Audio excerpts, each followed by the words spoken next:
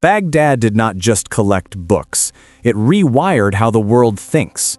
In the Abbasid Golden Age, one city fused Greek logic, Indian numerals, and Persian statecraft into a single operating system for knowledge. Like a cloud for ideas with storage and compute, only this one pulsed through streets, couriers and scholars instead of servers.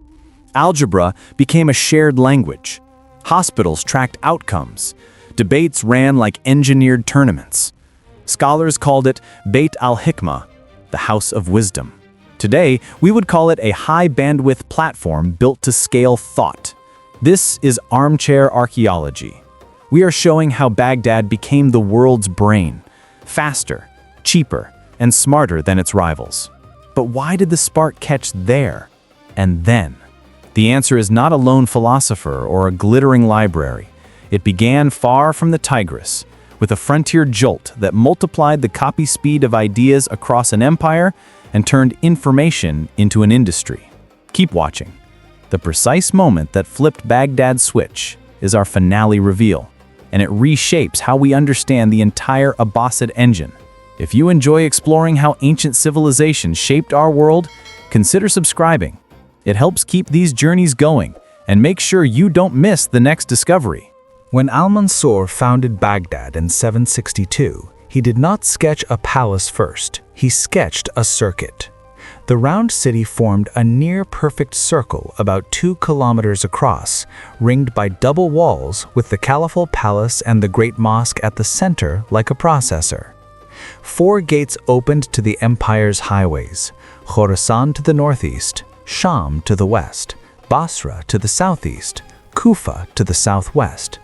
From each gate, straight avenues ran to the core, carrying officials, merchants, and manuscripts to a single address. It also worked like a beating heart, with roads and canals as arteries pushing knowledge into every limb of the empire. Centralization concentrates power, but it can choke the flows it tries to control. The Abbasids designed for movement.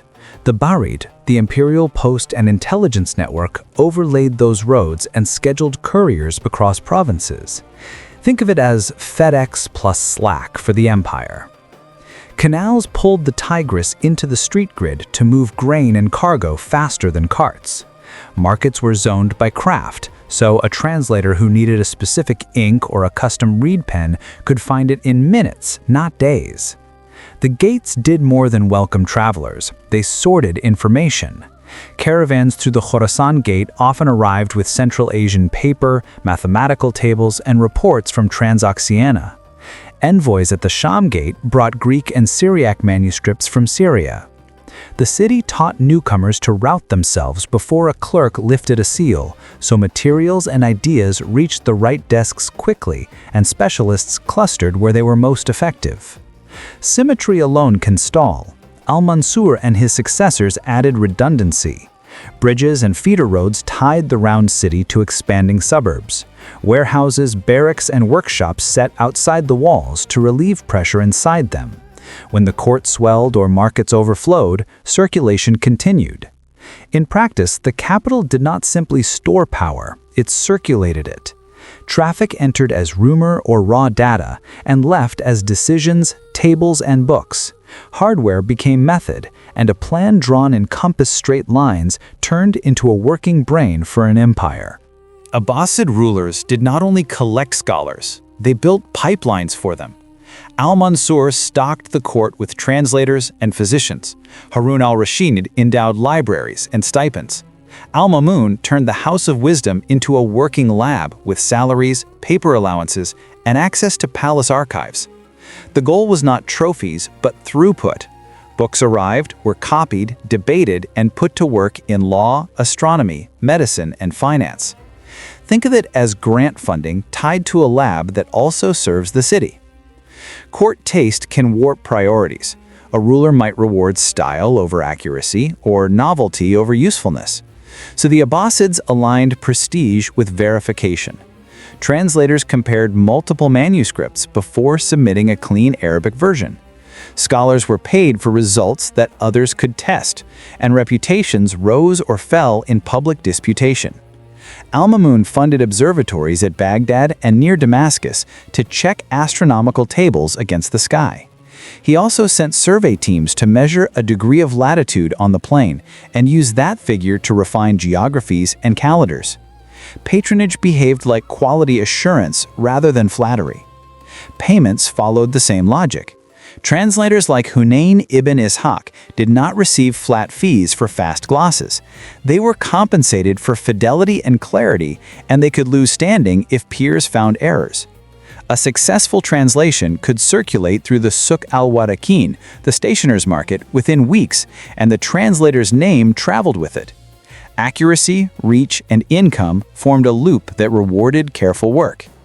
Philosophers and theologians worked inside this framework too. Al-Ma'mun's court hosted formal disputations before audiences trained to demand definitions and proofs. Heat could scorch, but it also produced standards. A usable method or a corrected table mattered more than a clever metaphor, because officials and merchants needed answers that worked on the ground. In practice, this was an early research and development platform. Money flowed where arguments held and where numbers matched observation. The House of Wisdom did not glitter to impress. It delivered results, and results attracted more capital and more talent. By the way, if you like reflecting on history with a good drink in hand, we have something special on the Armchair Archaeology shop. The Ancient Secrets mug is designed for those moments when you want to sip slowly and think about the big patterns of the past. You'll find it in our store. Baghdad scholars did not start from zero. They inherited Greek, Syriac, Persian, and Sanskrit libraries and turned that patchwork into a working system. Teams at the House of Wisdom translated Euclid, Ptolemy, Aristotle, and Galen, often moving a text from Greek to Syriac to Arabic. Syriac, a Christian scholarly language, acted as a checkpoint between source and final copy. Translators compared families of manuscripts, flagged corrupt lines, and chose the clearest phrasing before committing to Arabic. The result was not a mirror of the past. It was a language built for use. Translation can flatten meaning. A single term in Aristotle might carry shades Arabic lacked, so scholars coined vocabulary and wrote glossaries as they worked. Jawhar settled as substance, kaifiya as quality. They separated number from magnitude and force from motion until Arabic could carry a proof in geometry or an argument in logic without wobbling. They also standardized how to cite authorities so a reader could see the chain of transmission and judge reliability. Imagine being the first student to open a book where Aristotle spoke Arabic for the very first time. It must have felt like a whole new voice entering the room. Critique became possible because sources and terms were visible. Speed mattered, but speed without method is noise. Copy shops near the Suq al-Warakin, the stationer's market, could move a corrected text across the city in days. The best translators built procedures to keep quality high. Hunayn ibn Ishaq refused to translate unless he could gather multiple exemplars and explain which reading prevailed and why. When a Galenic passage was missing, he rebuilt it by collating parallel treatises until the sense locked into place. That was disciplined repair folded into daily work, and physicians trusted the result at the bedside because the method was transparent. The real work was calibration. By aligning terms, verifying sources, and inviting critique, Baghdad turned old books into tools. Astronomy fed taxation and navigation. Medicine moved from authority to observation. Put simply, it was like refactoring legacy code into a clean API so others could build on it and audit the steps. A cosmopolitan city learned to speak science in Arabic clearly enough that others could argue with it and improve it. Books are slow when the page itself is scarce. Before Baghdad scaled up, scholars wrote on parchment and papyrus. Parchment was durable but costly, and a single large codex could consume the skins of many animals. Papyrus cracked in dry air and resisted tight folding. Copying stayed precious, which kept ideas rare and slow. A knowledge city needs bandwidth. Paper, perfected in China, moved west through Central Asia to hubs like Samarkand, then into Iraqi markets. Baghdad adopted it as standard. Paper gripped ink cleanly, folded well, and cost a fraction of parchment. Tools were lighter and cheaper, so copyists trained faster and worked longer hours. Within a generation, paper crept from poetry to tax registers, and from private letters to court documents. When the substrate changed, the platform of learning accelerated. More pages can mean more noise. Baghdad organized the flood. Copyist guilds in the Souk al-Warakin, the stationer's quarter, set page sizes, margin rules, and line counts, so texts were predictable to use. Scribes wrote colophons, listing the exemplar, date, and shop, which let readers track a text's lineage. Librarians cataloged subjects and authorship chains, so complex works were findable across the city. A corrected treatise could now move from a scholar's desk to the market and into a provincial school in weeks, not seasons. Paper also normalized draft culture. Students filled cheap quires with proofs, diagrams, and questions, without fear of wasting an expensive skin. Teachers circulated lecture notes, refined them the next term, and recopied them again. That habit made revision routine and accuracy climb. Think of it like swapping a candle for a light bulb. The entire city lit up faster. The net effect was not just more books, it was sharper feedback. The House of Wisdom could commission, compare, and correct at a pace older materials could not support. After a shock on the far frontier, the westward leap accelerated. But inside Baghdad, the change was plain. The city started running on paper, and knowledge began to scale. Algebra in Baghdad did not sit in margins. It worked at the bench. In the early 9th century, Muhammad ibn Mūsā Al-Khwārizmī wrote Algebra wal Muqabala, a practical guide that turned word problems into repeatable procedures. He classified equations, showed how to reduce and balance them, and solved quadratics with clear steps and geometric reasoning. It read like a manual for officials who needed answers on time, not a puzzle book for purists. But procedures falter when notation is clumsy. Roman numerals resist place value, and abacus work keeps the logic off the page. So Al-Khwarizmi taught the decimal positional system he called Indian, including a written zero that holds a place and makes thinking visible. Once digits sat neatly in columns, a clerk could audit a tax or a share line by line, and a trainee could learn by reading. Calculation became a public craft instead of a private trick. Astronomy showed the same habit. In the Zij al-Sind, he compiled planetary positions, trigonometric values, and rules for interpolation, then tied them to tasks, setting prayer times in the calendar, finding the Qibla from distant provinces, surveying canals and fields, dividing estates under inheritance law. Tables stopped being lists for specialists and became tools that connected the sky to schedules and the land to ledgers. Students learned to think in steps. Scribes arranged figures so a reader could verify them. Merchants trusted numbers a rival could check. In today's terms, think spreadsheet model or open source workflow. The logic is transparent, the steps are portable, and improvements can be shared. The vocabulary preserves the shift without breaking the flow. The Latinized form of his name, Al-Khwārizmī, gave Europe the word algorithm, and algebra took its name from Al-Jabr, restoration, not as trivia, but as proof that technique became habit and habit became infrastructure. Define the quantities, classify the equation, follow the steps, verify the result, then apply it to the world. In Baghdad, that rhythm synced observatories, tax offices, lecture halls, and docks. If this part of Baghdad's story surprised you, you can support the channel directly through Super Thanks.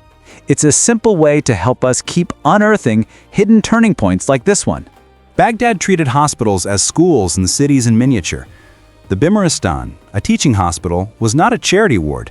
It was a complex with intake desks, triage, separate wards for fevers, eye disease, and fractures, plus a pharmacy, kitchens, and lecture rooms. Physicians made rounds with students, discussed cases at the bedside, and kept charts that followed a patient from admission to discharge. Books mattered, but a chart could overrule a chapter when the body disagreed. Observation shaped doctrine. For a patient, that meant your pulse, your fever, your story could matter more than a dusty page. That was revolutionary for the 9th century. Authority arrived with Galen and other masters, yet patients needed proof. Some claims on pulse, bloodletting, or anatomy did not match Baghdad's cases. Physicians compared outcomes, adjusted recipes, and recorded what worked. Formularies listed compounds, doses, and cautions. Casebooks kept failures with successes, so the next visit started smarter. Translation fed the clinic, and the clinic fed revision back to the shelves. Free care did not mean careless care. Endowments funded buildings, salaries, medicines, and food so physicians could focus on results. Administrators steered patients to the right ward and kept stays orderly. Pharmacies used standardized jars, labeled strengths, and verified ingredients against official recipes. A patient might leave with a small allowance to recover at home because relapse cost more than a stipend. Recovery counted as part of treatment, which sounds like modern discharge planning. Training followed the same discipline. Students heard lectures, but competence was proven in clinics. Senior physicians challenged diagnoses and demanded differential causes. Surgeons and oculists demonstrated procedures and supervised apprentices. Under the Caliph al-Muqtadir, the court physician Sinan ibn Thabit examined practitioners and issued licenses to those who met the standard. Complaints triggered inquiries, and malpractice could end a career. Reputation followed results in public. Hospitals also treated mental illness with courtyards, music, baths, and routine, not because it solved everything, but because stable rhythms improved outcomes. In practice, medicine became iterative and civic. Texts fed practice, practice fed correction. Patients left with prescriptions and with proof that the city could learn, refine, and try again. In plain terms, it resembles a residency program backed by early quality control. Baghdad did not fear arguments, it scheduled them. In courts, mosques, and salons, scholars staged munazara, formal public disputation with rules. A challenger framed a claim, a respondent defined terms. The audience tracked each step like a proof. Topics ranged from logic and metaphysics to law and grammar. Kalam, a rationalist theology, tested ideas about divine attributes and human freedom. Philosophers trained on Aristotle's organon defended syllogism for clarity. Jurists refined how to weigh evidence in cases that touched daily life. But argument can harden into faction. The Mu'tazilites, committed to reason and divine justice, rose under al-Ma'mun. The Mikna, an inquisition over whether the Quran was created, showed how debate can turn into decree. So scholars built habits to keep thinking usable under heat. They codified procedures later called adab al-bath wal munazara, the etiquette of inquiry and disputation. Define every term, state premises openly, separate what is necessary from what is possible. Mark when a claim shows likelihood rather than certainty. The goal was not to erase disagreement, it was to measure it. Crowds pushed standards higher. Debates used moderators and timekeepers so arguments could be completed. A weak line could bruise a career. A crisp chain of reasoning could open a patron's door. That pressure spilled into other fields. Hadith experts treated chains of transmission as testable claims, ranking narrators by reliability. Jurists in Usul al-Fiqh, the foundations of law, set rules for analogy and consensus that echoed logical moves. Grammarians used logic to parse Arabic precisely, which helped translators stabilize technical vocabulary for science and keep arguments unambiguous. The cultural shift was the quiet transformation. Baghdad turned conflict into calibration. Philosophy did not replace theology, and logic did not silence scripture. Procedures for arguing shaped proof in medicine, astronomy, and law. A claim needed definitions, a method, and a check against experience or authority. It was like an arena for ideas, with rules, referees, and an audience keeping score. The city trained thinkers to disagree in public without breaking the tools they shared, which made knowledge portable across schools, languages, and professions. Imagine walking into a Baghdad garden where a bird sang from a hidden valve. The same trick could regulate the city's water supply. Baghdad liked ideas that moved water and turned wheels. In the 9th century, the Banū Mūsā brothers worked under Abbasid patronage and compiled hundreds of mechanisms in the Book of Ingenious Devices. Their pages introduced siphons, float valves, conical plugs, and hidden chambers that made liquids start, stop, and reverse on cue. Some contraptions entertained with singing birds and shifting fountains. Others handled practical tasks in a growing capital, like smoothing canal flow or automating simple workshop routines. The striking part was how clear drawings and stepwise instructions let a reader rebuild the device straight from the page. Gadgets can be empty spectacle. The brothers avoided that by writing in principles. They showed how pressure differences push water through a constriction, how a float linked to a rod regulates level, and how feedback can hold a system steady without a hand at the lever. Once copied, those ideas traveled. A scribe who drew a garden fountain also carried the rule that a small change at a valve can govern a large flow downstream. That is the kind of lesson a canal manager or mill overseer can use. If you want a modern analogy, the logic echoes thermostats and cruise control, where sensors adjust output to keep targets on track. Their pages trained readers to think in sequences. If water rises to here, then a float lifts there, which opens a port, which equalizes pressure, which closes the flow. That chain drives their marvels and the city's infrastructure. Baghdad lived on canals that needed sluices set at the right moment and markets that needed lamps to burn evenly through the night. Diagrams that sparkled in a garden doubled as templates for reliable systems outside palace walls. They also used controlled deception to teach. A vessel could pour wine for one guest and water for another, not as a prank, but to show how a hidden chamber and a weighted plug split flows. The lesson was method. Careful drawing, clear labels, and testable steps turned spectacle into practice. Engineers could lift a design, adapt it to a new job, and make it work on site. What do you think? Were Baghdad's debates and inventions a strength because they invited conflict, or a risk that could have backfired? I'd love to hear your thoughts in the comments. Baghdad did not sit at the end of the road. It sat in the middle. Caravans from Transoxiana arrived with paper, furs, and mathematical tables. Dhows from Gujarat and the Swahili coast rode the monsoon with pepper and medicinal herbs. Merchants from Syria and Egypt brought glass, flax, and manuscripts. Pilgrims to and from Mecca and Medina carried stories, instruments, and questions. Goods and ideas shared routes, so the city's talent market pulsed each season. Traffic alone does not become transfer. Baghdad built translators into the network. Syriac Christian scholars trained on Greek texts worked beside Persian administrators, Jewish astronomers, and Arab grammarians. Teams aligned definitions and copied bilingual glossaries that traveled with people. A term coined in a translation room could appear in a merchant's letter weeks later. The Barid, the Imperial Post and Intelligence Network, relayed those same terms in official reports, which nudged vocabulary toward common standards across provinces. Money and measures supplied the glue. Dinars and dirhams linked prices from Basra to Fustat. Suftaja, letters of credit, turned cash into ink so a trader could settle accounts far from the point of sale. Standard weights kept copper, sugar, and paper honest from market to market. Instruments followed the logic of standard parts.